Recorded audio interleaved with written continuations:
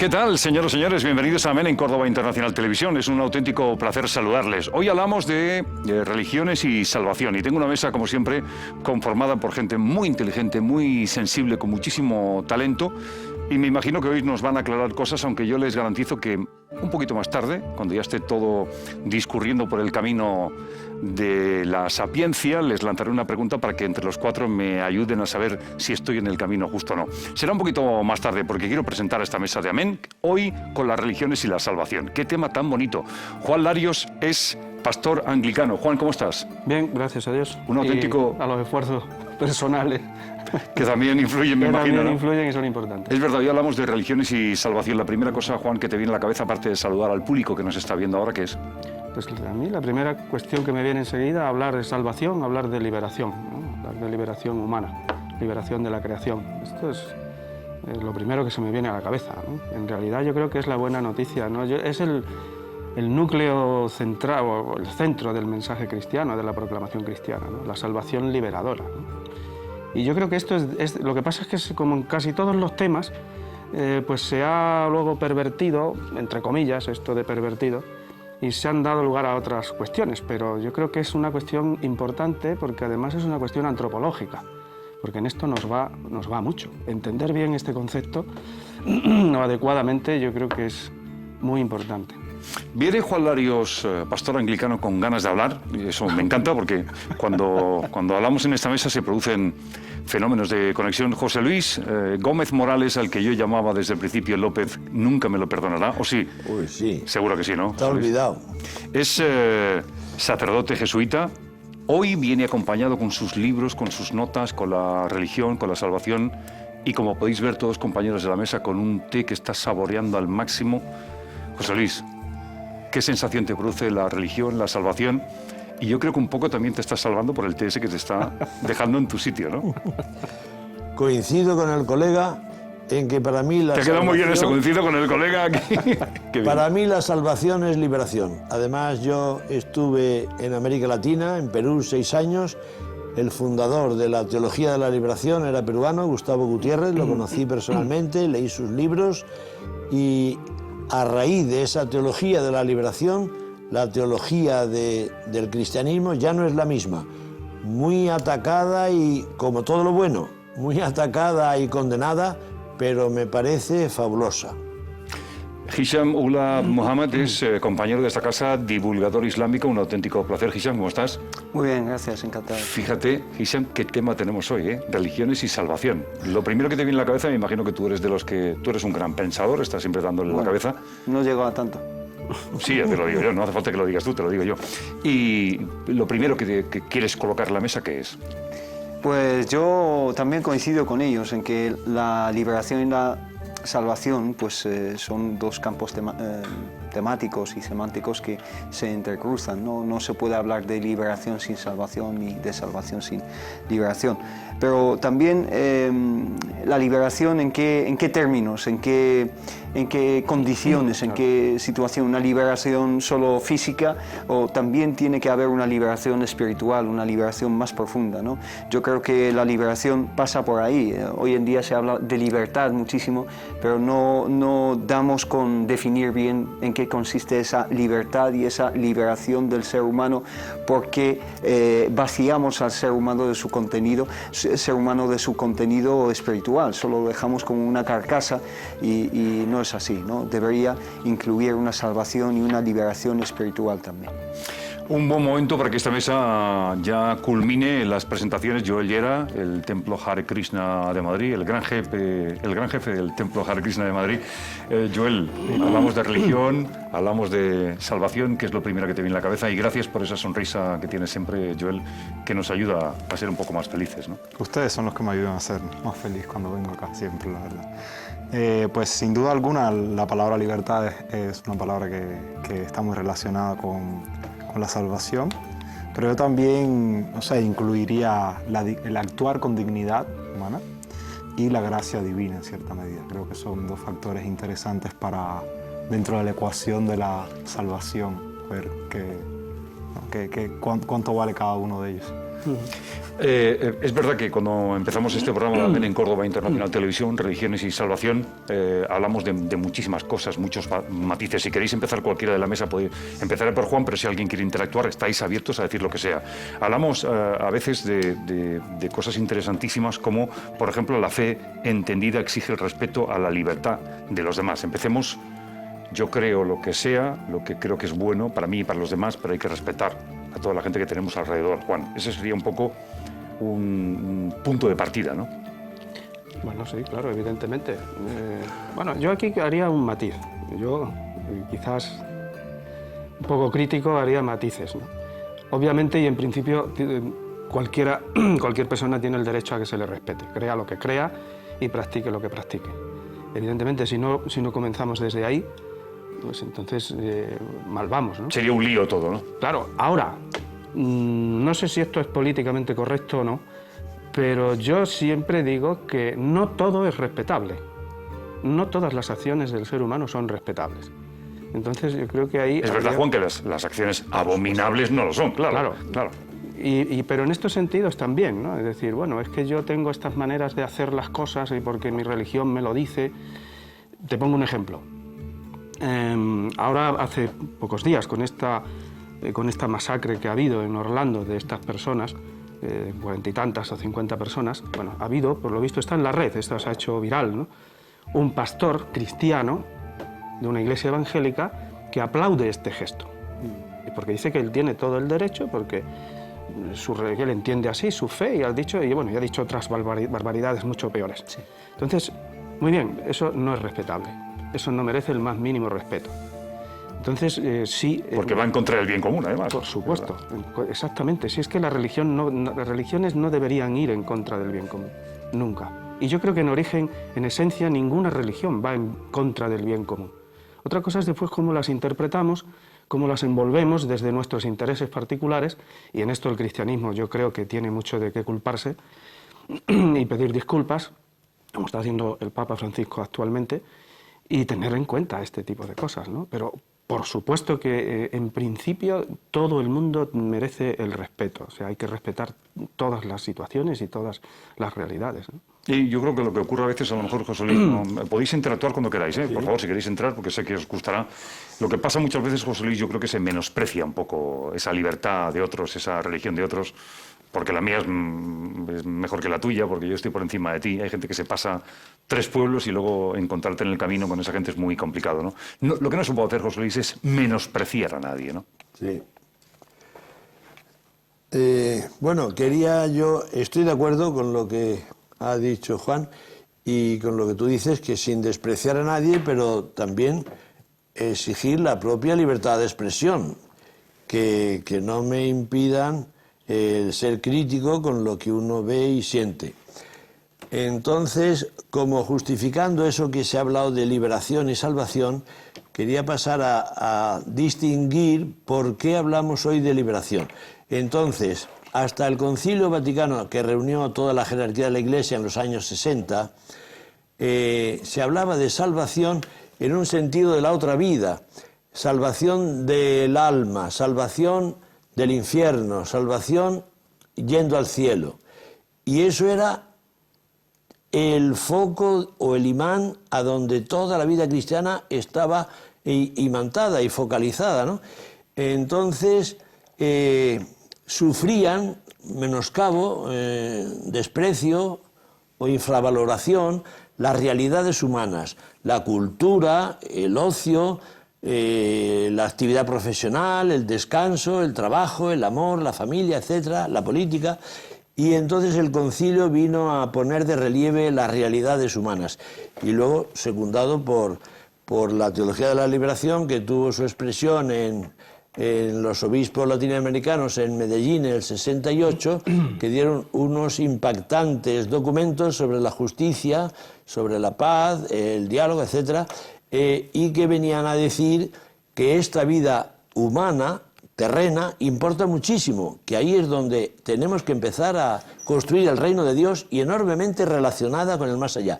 Y una vida en que la inmensa mayoría del pueblo latinoamericano era de empobrecidos, de pobres y de excluidos, que había que apostar por un compromiso y una opción preferencial hacia los pobres y excluidos y marginados. Y eso dio un vuelco a la consideración de la teología. Y es sencillamente volver a Jesús de Nazaret. Volver a Jesús de Nazaret, que si vemos, yo he tenido la paciencia de estudiar estos dos temas de salvación y liberación. Tú tienes paciencia en todo, José Luis. No, un detalle. La liberación aparece, la palabra liberación, que viene de la raíz li en griego, que significa disolver, desatar una cadena, una atadura, algo que te esclaviza, que te oprime, sale 244 veces. Y la idea de salvación, que viene de sotsein, que significa salvar y también sanar, curar, sale 209, o sea que casi 500 veces en el estrecho margen del Nuevo Testamento tenemos estas dos palabras como fundamentales. Parece que se inclina un poco más la salvación como liberación, y luego la salvación muchas veces aparece en Jesús salvando a un enfermo de su enfermedad, o sea que la gran mayoría de las palabras son liberaciones enteras del hombre integral, de su enfermedad, de prejuicios sociales. Hasta 15 liberaciones he tenido yo que contar, distintas, que hacen ver cómo Jesús no quería ninguna opresión, ningún aplastamiento de la persona, y quería que el hombre viviera libre y feliz, y para eso había venido al mundo, para liberar a los oprimidos de cárceles, del pecado, de la enfermedad, del miedo a la muerte, con el anuncio de la resurrección, etcétera, etcétera. Así entre 15 y 20 temas de liberación. Muy bien. Hisham Ullah Muhammad, la pregunta de la libertad de los demás, el respeto a lo que practican los demás, creo que es fundamental, ¿no?, para poder situarnos, ¿no? Aunque lógicamente hay puntos en los cuales si alguien es un despiadado, pues no le vas a poder respetar y no vas... Un poco el equilibrio sería el punto justo, ¿no?, de todo esto. Por supuesto, esa es una buena palabra para lanzar la idea que tenía en mente, ¿no? El equilibrio, es decir, por ejemplo, a raíz de lo que comentaba José Luis, un equilibrio también entre la salvación en esta vida y la salvación en la otra vida. Es decir, no queremos reducir también el concepto de salvación simplemente a una liberación de las sociedades y los individuos. Perdona, Hisham, una cosita que me ha venido a la cabeza. ¿En el Corán también la salvación empieza en esta vida y luego culmina más allá? Ahí voy, es decir, la salvación se menciona de diferentes palabras que quizá son más cercanas a las que usó Jesús de Nazaret, que la paz sea con él, porque son palabras, digamos, semíticas muy cercanas al arameo que utilizaba él, y por lo tanto, por ejemplo, en un contexto de Ramadán, ¿no?, se menciona mucho la palabra etq. Esa palabra tiene mucho que ver con la liberación de los esclavos. Una persona que estaba en la esclavitud, y viene una persona, lo compra a ese esclavo y lo libera. Esa es la acción, la operación de etq, y por lo tanto se pide mucho etq dentro de Ramadán. Ese concepto se puede aplicar a muchísimas facetas, a la faceta individual, una salvación de nuestro ego, por ejemplo, de nuestra egolatría, de nuestra condición de egocentrismo, ¿no?, especialmente en los tiempos en los que vivimos. Una salvación de la comunidad, digamos, la umma, lo que se llama la umma, la comunidad musulmana. humana, una salvación de la humanidad. Es decir, es aplicable a muchísimas esferas. Pero lo que quería hablar yo acerca del equilibrio es que se tiene que tener ese equilibrio, no restringir la salvación solo para la otra vida y olvidarse de nuestra Aquí voy a hacer condición. lo que quiera y luego ya Exacto. vendrá otra, ¿no? Y vivir esclavizándonos unos a otros, y tampoco también reducirlo solo a esta vida y fingir que no hay un más allá, una cosa, una vida que trasciende la vida actual, ¿no? Yo creo que ahí radica el equilibrio que debemos guardar como religiones. Un programa, además, el de hoy, que yo creo que nos va, además de colocar en una situación de oxígeno, de respiración, incluso espiritual. Estamos en esta mesa tranquilos, con carácter, porque cada uno de nosotros tiene su carácter, pero estamos tranquilos, estamos muy bien. Ahora te toca a ti, Joel Llera. El de lo que has escuchado de los compañeros de esa mesa, ¿con qué te quedas? ¿Qué aportas? Sí, bueno, yo De respeto a otras religiones. me uno a Hisham respecto al punto del equilibrio.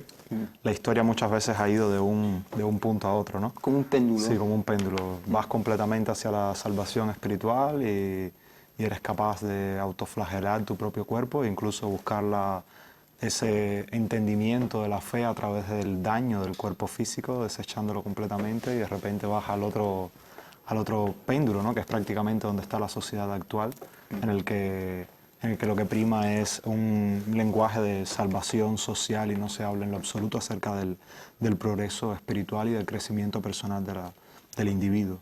Y algo para mí interesante es que lo que quisiera añadir es que lo que la sociedad a día de hoy nos vende como libertad muchas veces es un enjaulamiento en otros conceptos, ¿no? O sea, libertad, yo hago lo que yo quiero. ¿Joel? Sí, como ¿O libertad. que lo compramos directamente? Bueno, muchas veces ambas. sin que nadie te venda. Sí, bueno, te lo venden porque hay demanda y hay demanda porque lo están vendiendo, son de ambos lados. Pero, o sea, lo que está vendiendo es yo hago lo que yo quiero y por eso yo soy libre. Entonces, ahí el punto es ese yo con el que tú te identificas, ¿quién es? O sea, ¿quién eres tú realmente? ¿Y eres realmente tú el que quieres hacer eso o es lo que te dictan los sentidos, lo que te dicta la imposición social, lo que te dicta la familia, lo que te dicta un condicionamiento, ¿no? Claro, todos son condicionamientos, son como capas que muchas veces no vemos ni siquiera quiénes realmente somos nosotros, cuál es nuestra esencia. Y si no entiendes la esencia de uno, no puedes actuar de manera libre realmente, siempre vas a actuar guiado por estos condicionamientos, como dice. Sí, déjame una palabra muy concreta. El yo lo valgo. Se ofrece un producto de lujo, un cochazo de miles de euros y tú te lo mereces. Yo lo valgo.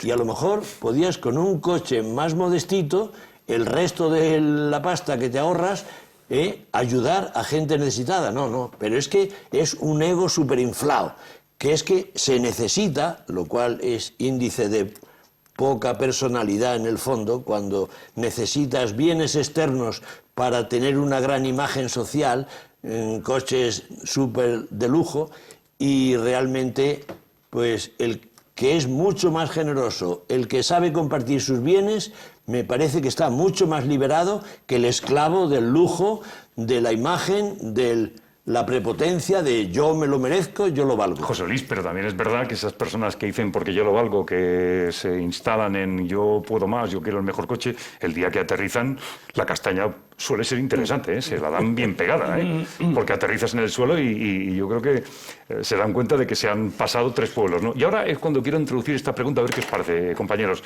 No lo hemos hecho nunca en Amén, pero me gustaría a ver qué os parece. Vamos a suponer que me podéis echar un cable todos. Empezamos por Juan o cada uno que yo quiero salvarme. ¿Qué tengo que hacer? Conócete. Te tienes que conocer a ti mismo. Tú no puedes salvarte si, como decía Joel, tienes... Echarme un cable para que me pueda salvar. Echarme un cable si podéis. Una concepción equivocada o incluso falsa o falseada de ti mismo. Tienes que conocerte a ti mismo para saber dónde están tus metas y cómo puedes salvarte. Cada uno de nosotros se puede salvar de una forma diferente también. Es decir, no todos los caminos son caminos de salvación. Una persona se puede salvar porque su punto fuerte está, por ejemplo, en la caridad. Pero yo, a lo mejor, no es mi punto fuerte. Mi otro punto fuerte es otra cosa. Entonces son muchos caminos que llevan a la misma salvación. No hay un solo camino. Mi camino no tiene por qué ser exactamente... Pero me puedes echar un cable, Guise, me podías decir, Fernando, si quieres salvarte, podías hacer esto o ir por aquí. Yo no soy tú. Es decir, a eso voy. Yo me conozco a mí mismo, quizá. Por tu experiencia, Creo ¿cuál sería tu punto fuerte para que yo lo pueda copiar y que me salga bien? No sabría decir mi punto fuerte, la verdad. Hombre, algún punto fuerte tienes, Guise, eso seguro, vamos, lo tenemos todos, ¿no? Aunque sea pequeñito, ¿no? Pero un punto de yo... Sí, cada uno de nosotros tiene su Yo sé que eres humilde, pero algún punto fuerte tienes, la parte familiar, la parte... Sí, quizá, cosas así que son quizá donde cada uno de nosotros destaca más, ¿no? Y entonces identificar ese camino que quieres seguir y ahí pues brillar en ese camino, ¿no? Y quizá ese camino pueda ser tu camino de salvación. Yo creo que cada uno de nosotros tiene un camino marcado para sí mismo. Mi camino no es aplicable a otra persona ni el camino de otra persona es exactamente el mío, no puede serlo. Yo creo que es así. ¿Y tú, Juan, qué me dirías? Es que la pregunta... Sí.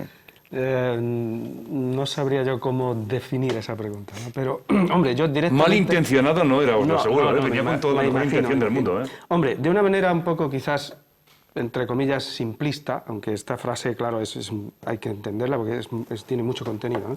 Pero, hombre, te podría remitir a la palabra, a la Biblia, es decirte, pues como dice la Escritura, cree en el Señor Jesús, acéptalo en el corazón y serás salvo tú y tu casa.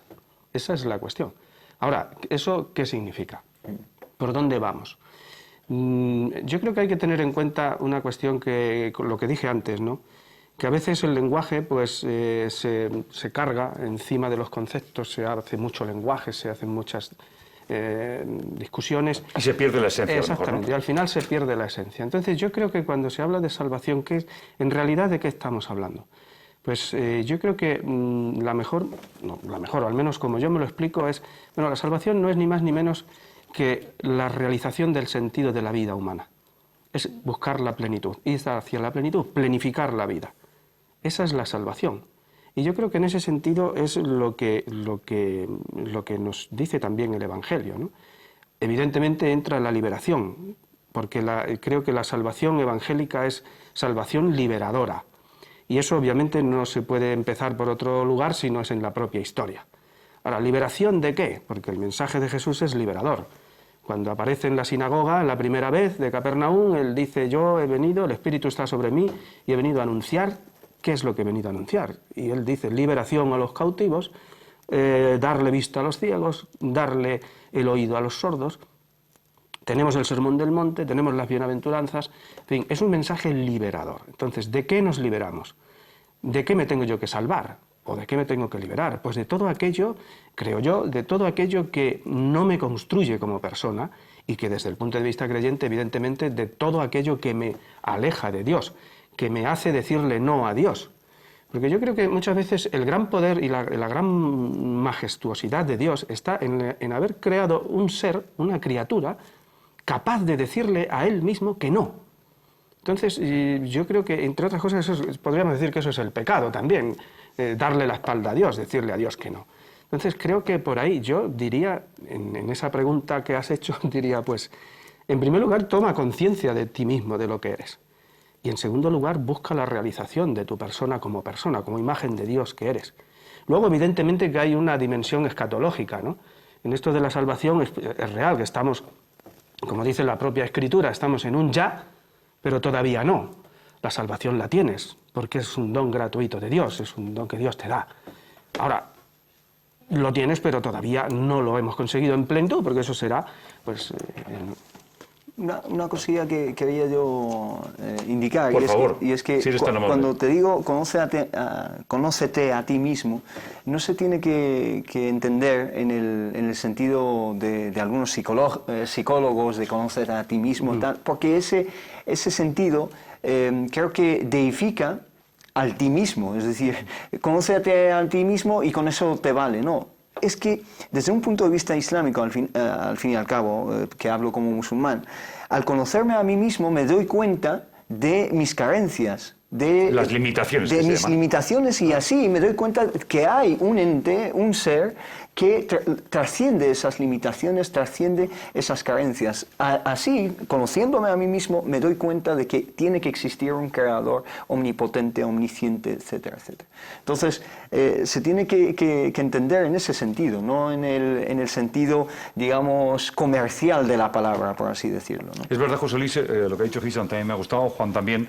De lo que estamos hablando ahora iremos dentro de nada a la publicidad y luego pasaremos a la segunda parte, pero antes de acabar a ver si tenemos tiempo de interactuar tanto con José Luis como con Joel. Quizás a lo mejor está en dar todo lo bueno que yo tenga para con los demás, sería una forma de buscar la salvación. Sí, para mí como creyente cristiano, para mí es volver a Jesús. Hoy día lo hemos hecho tan mal, todas las religiones, que hay una especie de vida laica, en ruptura con la religión, no me interesa, además como no se puede saber ni demostrar que hay vida en el más allá, pues se está prescindiendo de Dios y justamente se está prescindiendo de lo esencial. Entonces, para mí, lo digo por experiencia, si he tenido asomo de sentirme en plenitud, completamente de nuevo identificado con lo que decía Juan, si me he sentido en plenitud, si me he sentido realizado, si me he sentido libre, si me he sentido a gusto conmigo mismo y satisfecho de mi actuar, es porque he vuelto a Jesús. He vuelto a Jesús y es muy bonito que Jesús, que 82 veces creo que usó la palabra el Hijo del Hombre, que es como decir el hombre, y Pilato, sin saber que actuaba de profeta, cuando le enseñó a los judíos, hecho un trapo, hecho una miseria, coronado de espinas, azotado, escupido, que como profetizaba, lo ha aplicado la Iglesia, un salmo, una profecía de Isaías, que lo vimos tan asqueroso que volvíamos el rostro, ¿no? Resulta que dice, he aquí al hombre, he aquí al hombre. Entonces, Jesús, lo mismo que decían los griegos, el hombre es la medida de todas las cosas, yo digo, Jesús para mí es la medida de todas las cosas. Y lo que hay que hacer es captar el dinero, digo, captar el espíritu de Jesús. Entonces, yo a lo mejor por imitar a Jesús y seguirle, puedo compaginar eso con usar el coche, y Jesús no lo usó, y usar zapatos, y Jesús no los usó, iba en sandalias, y vestir pantalones, y Jesús no usó nunca pantalones. Eso es secundario. Lo importante es el espíritu de Jesús, que fue soberanamente libre, totalmente autónomo, frente al mundo religioso, político, cultural, social de su época, fue absolutamente libre, crítico contra cualquier abuso humano, contra cualquier dictadura de costumbre, contra cualquier ley opresora, y realmente el Evangelio es liberador, es esponjador, es oxígeno puro, es el rostro de Jesús que para mí no ha sido superado por ningún hombre en esta tierra. A punto de irnos, Joel, te toca a ti. Yo lo que he aprendido de lo que acabáis de decir en la mesa hasta ahora es la vuelta a la esencia, volver un poco a lo mágico que significa el ser humano cumpliendo con los demás y haciendo lo mejor que te salga. Sería un poco volver, tú decías Jesús, otro puede decir ir a otro mundo, pero la sensación que tengo yo es viaje a la esencia para recuperar todo lo que tú tienes. Visto por ti, Joel, ¿qué sería eso? Sí, hace mucho tiempo unos sabios le preguntaron a otro una pregunta similar a esta, de cuál era la actividad benéfica para cualquier tipo de ser humano, ¿no? para toda la humanidad. Y la respuesta fue va en la línea de lo que estaba hablando Hisham, de que sería en esencia hacer aquello que permite despertar el bhakti, es el término en sánscrito que se utiliza, o sea, el amor puro hacia Dios dentro del corazón de uno. O sea, que para lo que es néctar para uno puede ser veneno para otros. O sea, lo que a ti te permite despertar ese amor puro por Dios dentro del corazón, esa es la actividad que tú debes hacer.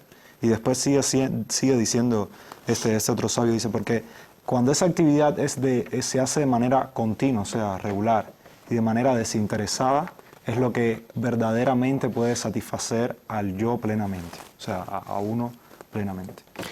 Cuando volvamos de publicidad, si os parece, compañeros, volvemos ya con la segunda parte de Amén. Hoy hablamos de religiones y salvación. Hablaremos de si las obras, si es la religión, si es el Salvador el que pone en medida todo esto. Lo recuperamos en nada. ¿Os parece? Muy bien. No os marchéis de la mesa, por favor, ¿eh? Quedaros aquí. Continuamos en Amén dentro de unos segundos.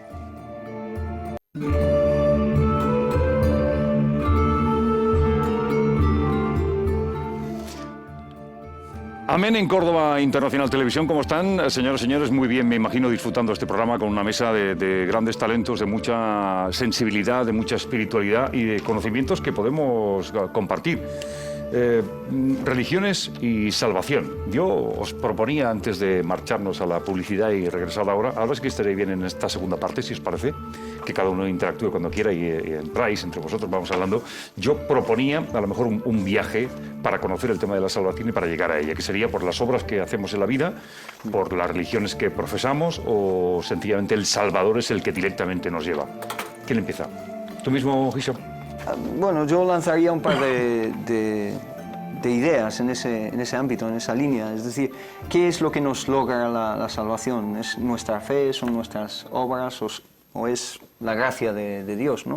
Desde un punto de vista islámico son las tres cosas a la vez, porque a diferencia de lo que han mencionado tanto José Luis como Juan, que hablaban de la figura de Jesús, que para mí, por supuesto, es una figura crucial, ¿no? Y la figura de Muhammad también lo es, etcétera. Pero la salvación, desde un punto de vista islámico, trasciende las figuras humanas, es decir, va más allá. Es un concepto básico que es lo que te puede llevar o lo que te inicia en el camino de la salvación, que en árabe se conoce como el concepto de tawhid, que es la unicidad de Dios, que eso universaliza la salvación, la liberación se universaliza así. Por lo tanto, si una persona te oye hablar de ese término y ese concepto en el Amazonas, o en un aborigen de Australia, o un japonés, o un marroquí como yo, o un español, lo entiende perfectamente y trasciende la figura de Muhammad o la figura de Jesús o la figura de Moisés. ¿Qué es el tawhid? Es la unicidad de Dios. Una persona que cree en la unicidad del creador, del sustentador, etc., esa persona es un candidato a la salvación desde un punto de vista islámico. Aunque no crea en Muhammad, aunque no crea en Jesús, aunque no crea en los profetas. No pasaría nada, ¿no? Aunque no crea en ellos porque no los ha conocido, claro. Nunca ha oído hablar de Jesús, ni de Muhammad, ni Tienen nada. todo el respeto, pero ¿no? sí que es un candidato a la salvación desde un punto de vista musulmán. Y por lo tanto, ahí entra en juego la universalización de la salvación. Eso en cuanto a la fe.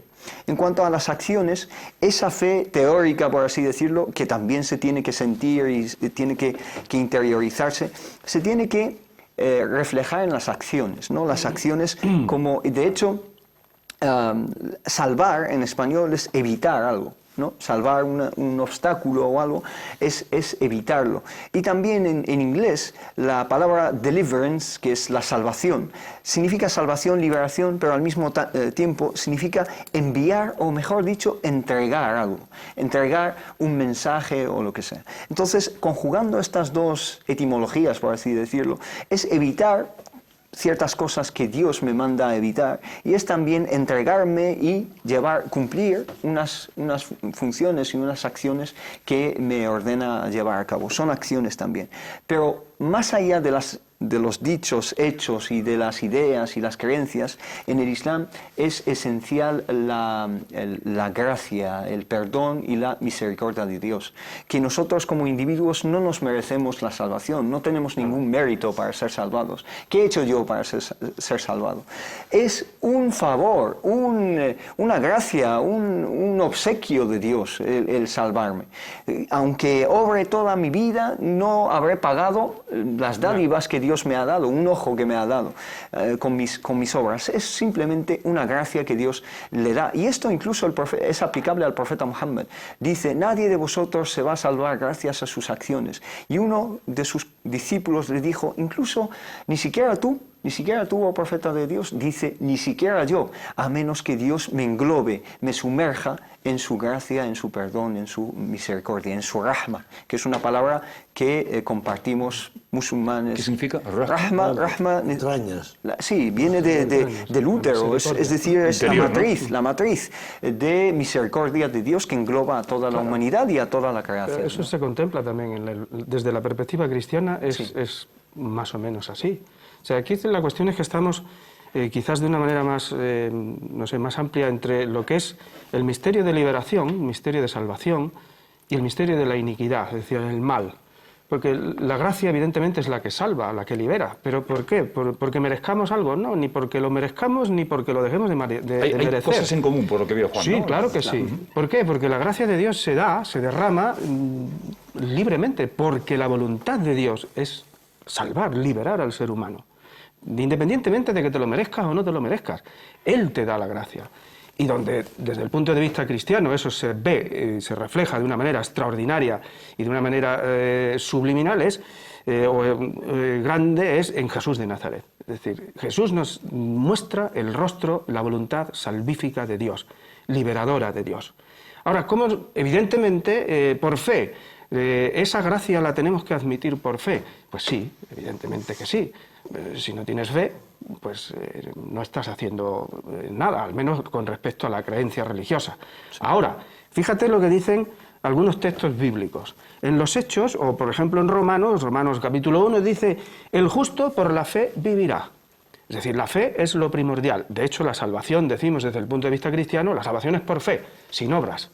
Pero, cuidado, lo que decía él, ¿no? Hay que buscar el equilibrio, ¿no? Estamos de acuerdo que la fe es por gracia, o sea, la salvación es por gracia y es por fe. Romanos dice que el justo por la fe vivirá. En el libro de los Hechos se dice que cree en lo que yo te dije antes, cree en el Señor Jesús y serás salvo tú y tu casa. Pero sin embargo, un poquito más adelante, o mejor dicho, en otro momento, en el Evangelio de Mateo, el propio Jesús dice, no todo el que me dice Señor, Señor entrará en el reino de los cielos, sino el que hace la voluntad de mi Padre. Santiago dice, el que sabe hacer el bien y no lo hace, peca, comete pecado. Y también dice, no seáis solo oidores de la palabra, sino hacedores de ella. Es decir, la fe tiene que tener una manifestación real en la vida, tiene que tener una manifestación práctica. Vamos, si lo mismo que decir Juan, sentado en un sillón, con fe, eso no es suficiente, ¿no? Pues, por la práctica sería, yo creo que no. Por la práctica. Yo creo que no. La fe tiene que tener... lo que tú decías antes, le doy todo que le dijiste a José Luis. Si yo le doy todo a todas las personas... le doy. Sí, pero fíjate lo que dice Pablo en la primera carta a los Corintios. Dice, si yo tengo todos los dones de lengua y habidos y por haber, de profecía, si yo puedo mover montañas, si yo tengo toda la fe del mundo, dice, pero no tengo amor, no me vale absolutamente de nada. Es decir, la caridad, el amor, es la actualización, la realización de la fe. Entonces, yo creo que este es el equilibrio, tiene que ir por ahí. ¿Y qué pasa con el que no cree, como decía él?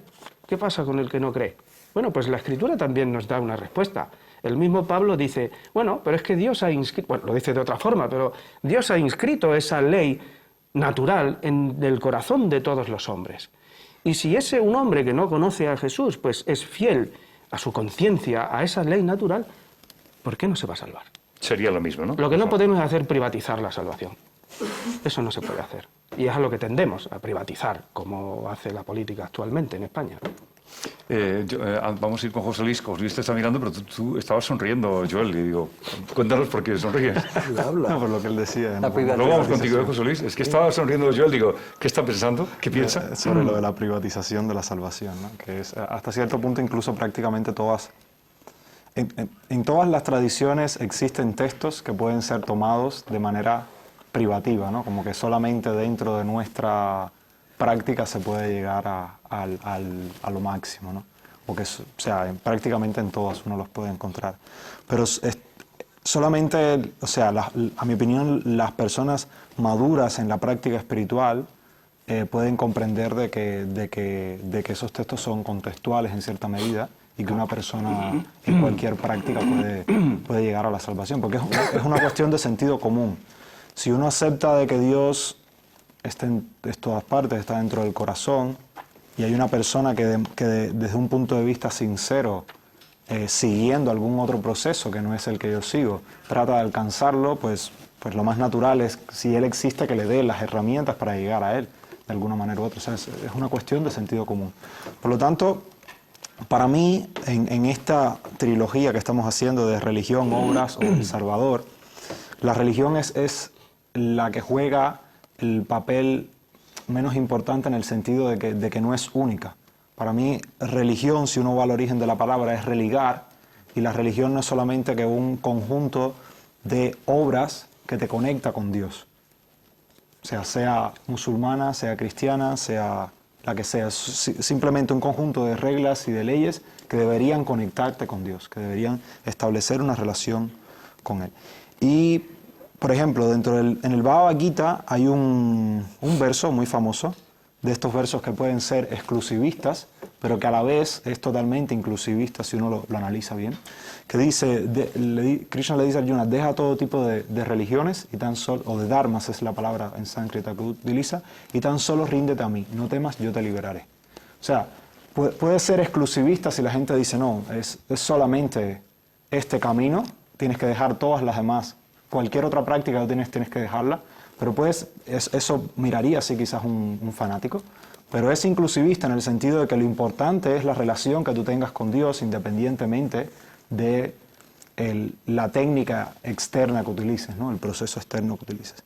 Y para mí algo muy interesante es, por ejemplo, quien vino a Occidente a traer la filosofía védica, Prabhupada, el fundador de nuestro movimiento, él hizo algo que no se había hecho anteriormente dentro de nuestra tradición. Teológicamente, él tradujo la palabra bhakti, que normalmente es reconocida como devoción. La traducción que él dio fue servicio devocional. Y es algo espectacular porque en un término une dos conceptos. Un concepto externo de servicio, o sea, de obras, con un concepto interno, que es el sentimiento interno de amor o de devoción basado netamente en la fe. Con lo cual, o sea, yo creo que en última instancia son las obras y la gracia divina las que permiten, las obras de uno, en pos de querer progresar y de rendirse a Dios y de querer buscarlo, con la gracia divina, o sea, con la ayuda de la gracia divina la que te salva, sí, independientemente del proceso que sigas, mientras que sea sincero, desinteresado y realmente buscando a Dios, pues lo vas a lograr. José Luis, que te veo escribiendo apasionadamente ahí con el libro abierto. No, creo que os ha faltado, para mí, una nota esencial. ¿Estás diciendo que a ellos les ha faltado algo? Sí. Estás arrepentiendo un poquito contra ellos, ¿no? Seguro que sí. No, están de acuerdo, lo que pasa que es tan complejo el tema, pero a mí me parece que hay que explicitarlo. Hay una frase muy bonita de Ortega y Gasset, que se ha hecho muy famosa en las Meditaciones del Quijote, que escribió en 1914, yo soy yo y mi circunstancia, pero más interesante es lo que luego sigue. La segunda parte. Si no la salvo a ella, no me salvo a mí. Es impresionante, o sea, si mi circunstancia, mi ambiente, mi familia, mi mundo laboral, lo que me rodea, no me preocupo, no lo salvo, no lo libero, no me estoy salvando.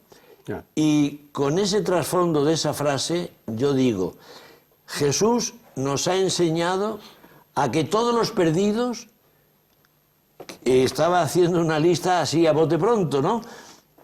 Presos, enfermos, con la cantidad enorme que había de ciegos, sordos, paralíticos, leprosos, hambrientos, sin techo, pecadores, también muchísima variedad de pecadores, prostitutas, adúlteros, publicanos, entre otros, abusadores del dinero, extranjeros, samaritanos, mujeres y pobres. Entonces, yo creo que el 80-90% de los evangelios, si abrimos cualquier página del evangelio, está Jesús liberando, preocupándose de la circunstancia, y además con una característica muy curiosa, que esos a quienes se ocupa de alentar, de insertar, mandando a los leprosos a los sacerdotes para que les den papeles, al ciego para que pueda trabajar, lo manda a su ambiente, al endemoniado, que entonces era un enfermo mental, para que anuncie lo que Dios ha hecho con él en su familia, etcétera, etcétera. Entonces, muchos de estos grupos marginados eran, ya lo he dicho aquí alguna vez, eran castigados por Dios por sus pecados. Los enfermos, Dios te ha castigado. O sea que encima de tener la enfermedad, te fastidias y te tienes que arrepentir porque esa enfermedad es signo de que has sido pecador y Dios te ha castigado. Fueras ciego, leproso o mudo. ¿Es una visión solo cristiana o de las religiones en general? Por lo menos la judía, Cristo se encontró en su religión eso, que la enfermedad, la pobreza, cualquier exclusión social, cualquier marginación, era fruto del pecado. Una sociedad muy religiosa, pero muy hipócrita, muy intolerante con los marginados, que doblemente los excluía. Y entonces, claro, cuando no se comía con ellos, no se hablaba con ellos, jamás un judío entraba a comer con un extranjero a su casa. El que Jesús dijera, jamás he encontrado una fe como en este centurión, o que llevase en su grupo de amigos a mujeres, o el que se dejara abrazar y besar y perfumar por una prostituta, el que defendiera a una adúltera en vez de apedrearla, esto era insólito. Claro. Esto removió ampollas y hizo que lo llevaran a la cruz. Era un blasfemo, era un glotón y un bebedor, era amigo de publicanos y pecadores, era un heterodoxo, un hereje, claro, un infiel, es que precisamente un endemoniado. Lo que se nos ha quedado en el tintero es esa dimensión histórica de la liberación, de la salvación, la dimensión histórica. O sea, es que tiene que darse aquí en la historia. Por eso decía Pablo en la carta a los Romanos que el pecado precisamente es encarcelar la verdad en la injusticia. Sí, sí. Y de lo que hay que liberarnos, por supuesto, es de la injusticia. El Evangelio, la proclamación del Evangelio, de las buenas nuevas, es liberación, es liberador de la injusticia también.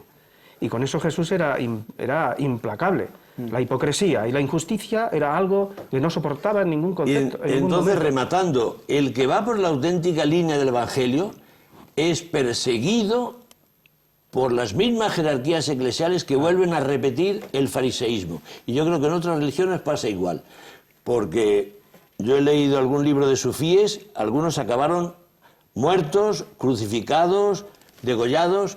¿Por qué? Porque eran puros, eran auténticamente humanos, eran que trascendían toda norma, toda regla de una institución religiosa, porque estaban a favor de la humanidad, del hombre, de ayudar, servir, hacer felices a los demás. Hisham. Sí. Bueno, estamos ya en los capítulos finales. Antes de que me comentes lo que sea, estamos en Amén, esto es Córdoba Internacional Televisión, Religiones y Salvación. Yo tengo la sensación, Hisham, luego tú comunica a los televidentes lo que tú quieras, pero he ido captando de la mesa que si yo soy una persona, o cualquiera, tiene un poco de sentido común, el sentido común me debería llevar a la salvación. ¿Y el sentido común?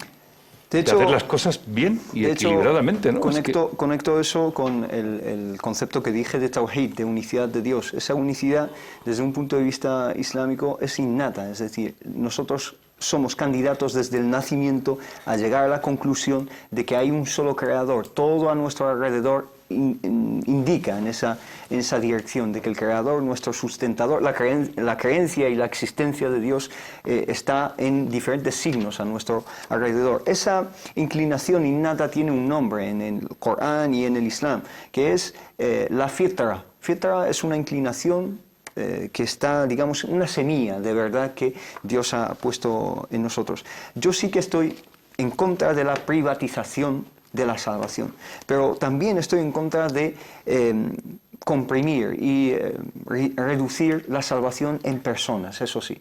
Yo no puedo reducir la salvación en Muhammad solo, o en Jesús, o en Moisés, o en Abraham.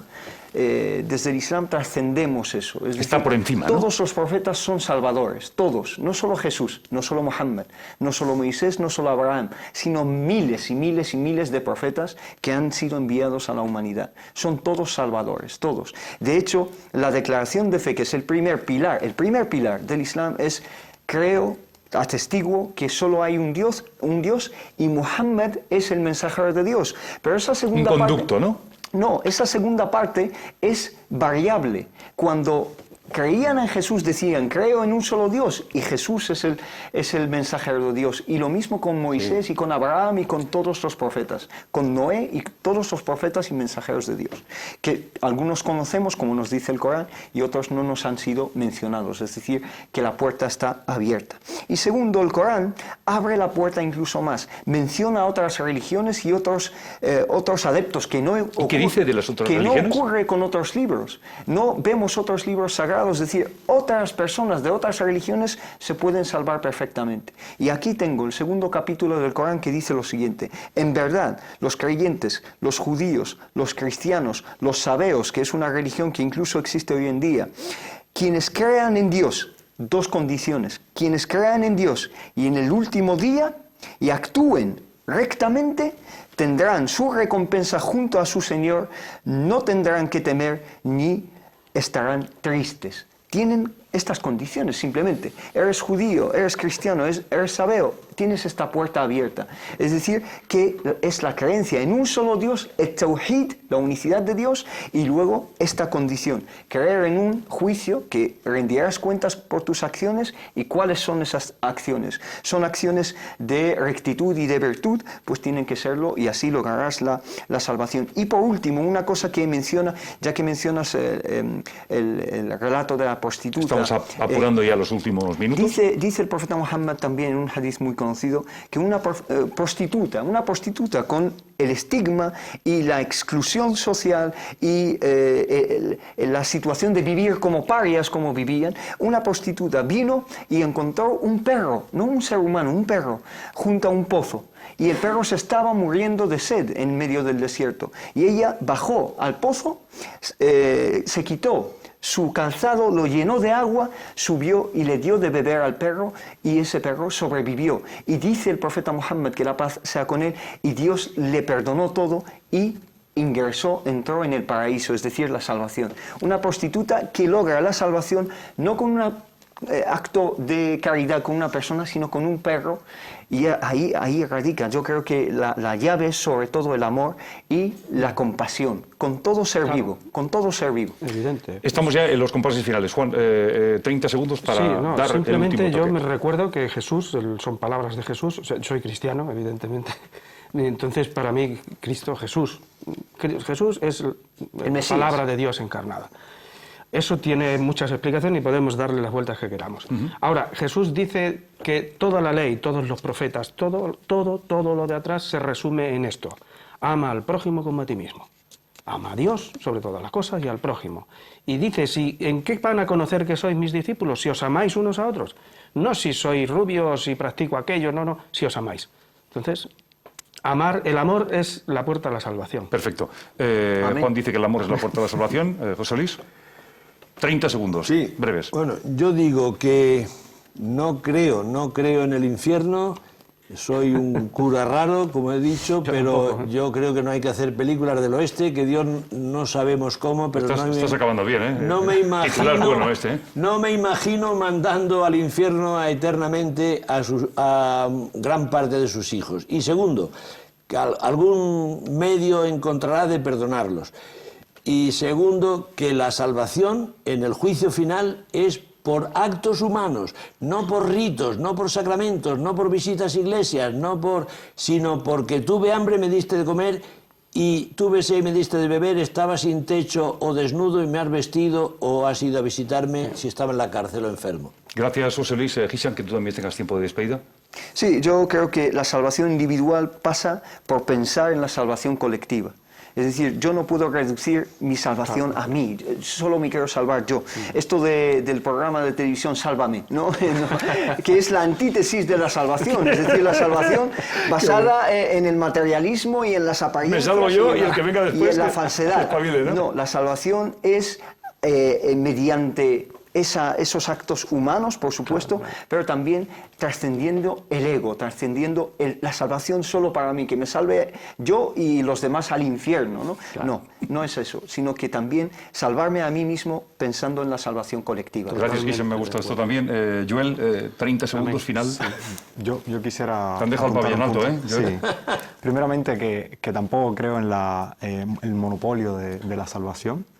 una frase que siempre me ha gustado mucho del fundador de nuestro movimiento es que la religión de primera clase es aquella que permite que su practicante desarrolle amor puro por Dios dentro de su corazón, independientemente del nombre que sea.